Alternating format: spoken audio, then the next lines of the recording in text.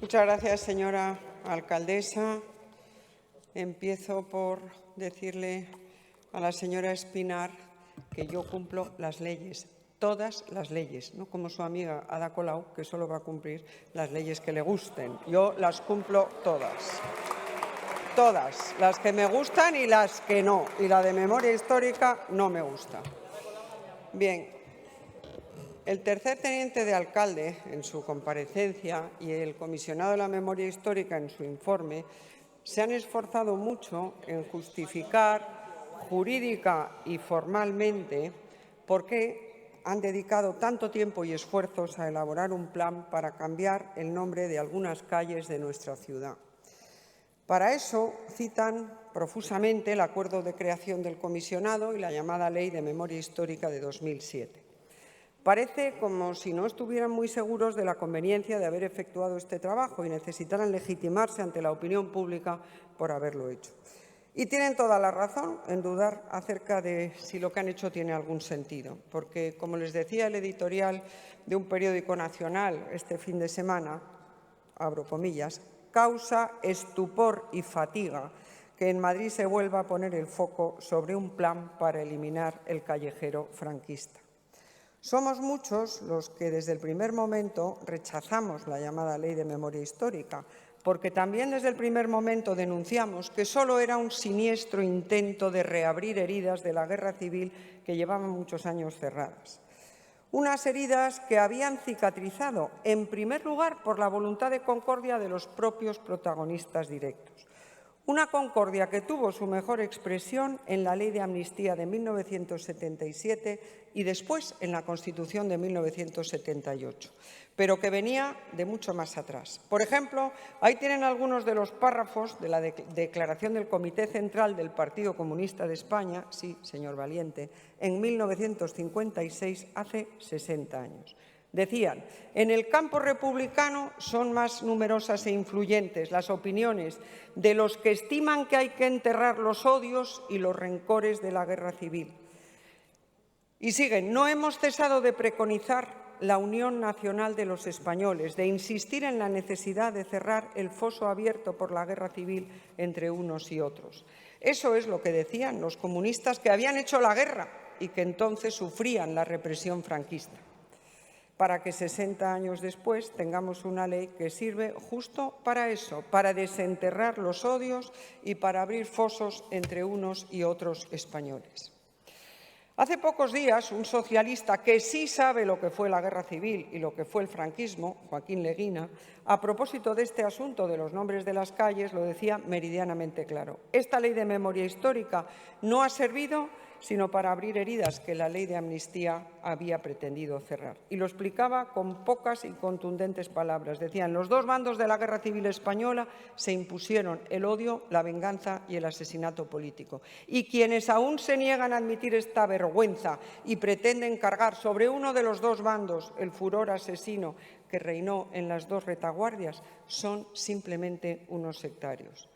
Y por si hubiera alguna duda acerca de lo que él piensa de esta ley, remacha, esa ley de memoria es el gancho donde se pretenden colgar comportamientos guerracivilistas y sectarios.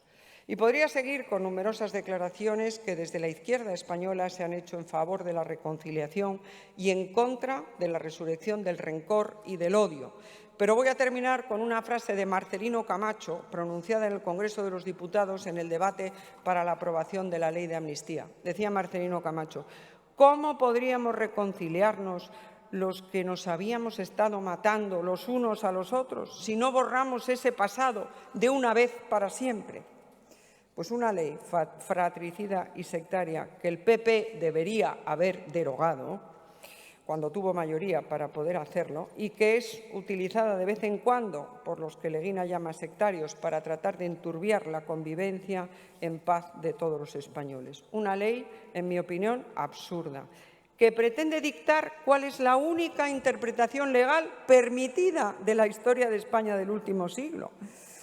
Unos buenos muy buenos, los del Frente Popular, y unos malos muy malos, los nacionales. Y claro, con una ley así no es de extrañar que los que mantienen comportamientos guerracivilistas y sectarios, como dice Leguina, se metan en el jardín de juzgar a los titulares de las calles. o, en general, de juzgar a todo el mundo con ese criterio maniqueo. Y aquí tengo que decir que me ha sorprendido la poca profundidad de los análisis que han llevado a cabo los miembros del comisionado. Nosotros, aunque nos habíamos abstenido en la votación que lo creó como acto de buena voluntad, recomendamos para que formara parte de ese comisionado a un historiador especialista en historia contemporánea, que curiosamente es el único con esa capacitación de los 7 que lo componen. No sé si será por la falta entre sus miembros de auténticos profesionales de la historia, pero la verdad es que la justificación histórica que han dado para eliminar nombres, en mi opinión, es de una pobreza evidente. No parece que hayan ido más allá de consultar la Wikipedia o de tachar a todos los que tenían el rango de general. Y es una pena, porque ya que se ponen, podrían haber profundizado mucho más en la personalidad y trayectoria biográfica de los sometidos a juicio, más que nada para que los ciudadanos de hoy pudieran conocer cómo ha sido nuestra triste y difícil historia y los dramas personales de muchos de los protagonistas. Y pienso, por ejemplo, en el general Orgaz.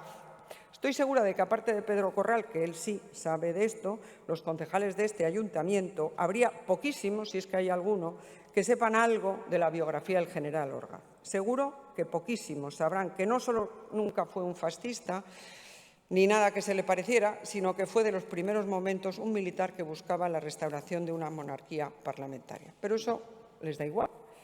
Y lo que me hace traer a colación al general Orgaz a esta intervención es porque, y esto lo tiene que saber muy bien la alcaldesa, el general Orgaz es el abuelo de Luis Javier Benavides Orgaz, que a sus 25 años fue uno de los abogados asesinados en el despacho de Atocha en enero de 1977.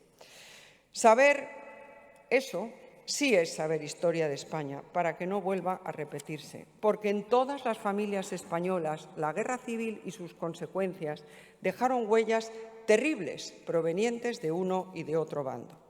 ¿Por qué no dedicar una calle a la hija del general Orgaz, que ahora va a ser despojado de su calle y que a su vez es la madre de ese joven abogado que dio su vida por defender los derechos de todos y, en primer lugar, el de los más desfavorecidos? Hagan ustedes lo que quieran para aplicar esa nefasta ley, pero no se crean que quitando nombres los españoles son más libres o conocen mejor su historia o están más inmunizados contra el odio fratricida. Quiten todos los nombres de las calles que quieran, pero como les ha dicho en una carta muy valiente la nuera del general Muñoz Grandes, no los quiten con odio ni por odio, y que sepan que dictaminar por ley cómo ha sido...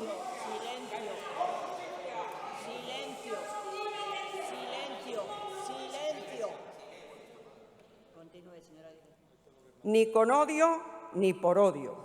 Que sepan que dictaminar por ley cómo ha sido la historia y cómo hay que juzgar a sus protagonistas es un acto de totalitarismo propio del Estado soviético, que quizá alguno de ustedes añoren. Muchas gracias. Muchas gracias. Guarden silencio, guarden silencio.